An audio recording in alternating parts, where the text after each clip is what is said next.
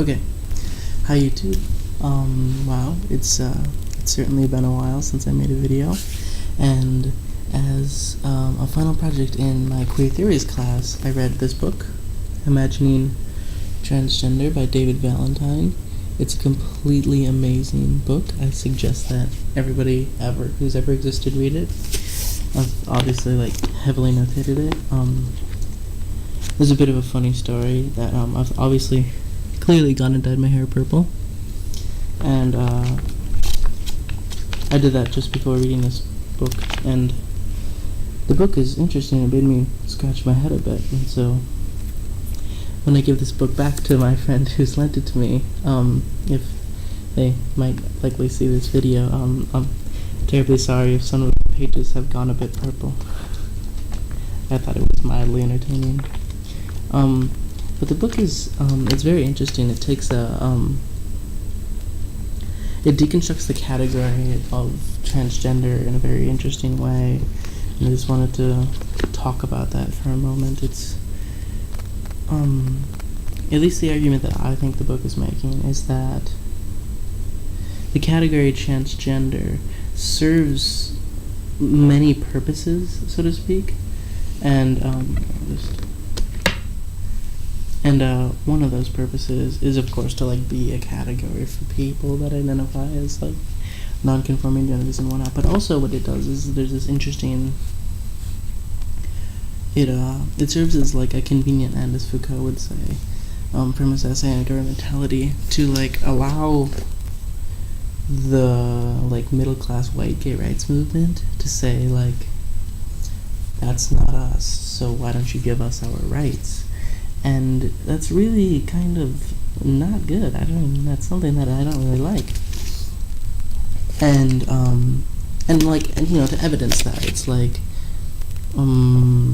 homosexuality was taken out of the Diagnostics and Statistics Manual, I believe. And I don't know. Let's see. Here's a quote from the text. In 1973, gay activists succeeded in getting homosexuality removed from the Diagnostic and Statistical Manual of Mental Disorders. By the time the DSM-3 was published in 1980, however, a new diagnostic category had been developed, which was gender identity disorder. Gender identity disorder created a diagnostic place for people who had not previously been explicitly recognized as such in the pages of the DSM. Transsexuals and others who were engaged in visibly gender-variant behaviors and who had previously been understood, at least partially, through the categories of either homosexuality or transvestism. And in this context, what the category transgender appears to do is it takes what the medical profession was looking at as gay and was literally marking on the body as gay, gender-variant behavior, and these desires for biological imperative or essentialism, let's just find something that says that this is what's gay, the search for the gay gene and whatnot. So there's this marking of the body as gay, and what the category transgender does, especially with this removal of homosexuality from the DSM and the inclusion of GID in the DSM, is it moves that literal pathologization maybe of homosexuality. It moves it to transgender, and so homosexuality is no longer pathologized. And what's interesting is then the argument that the gay rights movement is allowed to make is the we're just like you argument, to the middle class, the imaginary middle class. They say we're just like you, except for our sexual object choice. That's the only thing that's different. There's absolutely nothing different about us. Don't worry, we don't do this gender bending. We're not going to freak you out. We're not going to try to deconstruct your family structure. We just want to have sex with people that are the same apparent sex and or gender as us. And I had never thought about the category transgender in that way, and it's really more evidenced in the testimonials, the opening words of the text, Imagining Transgender. the introduction, there's some quotes from someone who in this text is named Fiona, and I'll just briefly read. "I've been gay all my life, been a woman all my life," says Fiona. And then Valentine's voice says, "I am sitting with Fiona and 5 other people around a table at the semi-monthly support group for transgender identified people with HIV at New York Hospital in Manhattan." And what's really interesting about that is Fiona's saying "I am gay" kind of entails maleness, at least within like the context, because she's talking about sexual object choice and like sexuality, and then "been a woman all my life" is talking about the gender identity.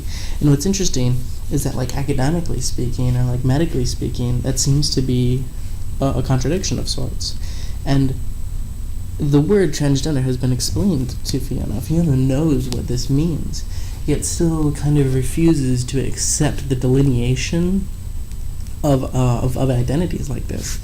And it's there's almost like a, I don't want to say colonization, because it's not like, I mean, it is systematic, but it's not cross-cultural and like as impactful as like the colonization of Africa, and that word entails things like that. But there's a like colonistic attitude that medical professionals take on, like some of Valentine's contemporaries will tell him, like, "Oh, don't worry, like, you know, she'll figure out that she's trans. She really is trans, and you can just study her like that. She's just not going to tell you that she is, because she doesn't know yet." And, you know, like, what it is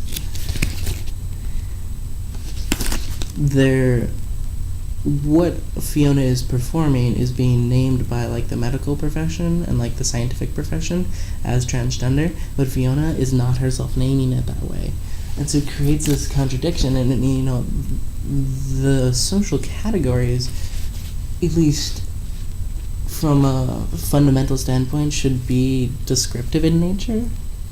They should just describe the way that people organize themselves.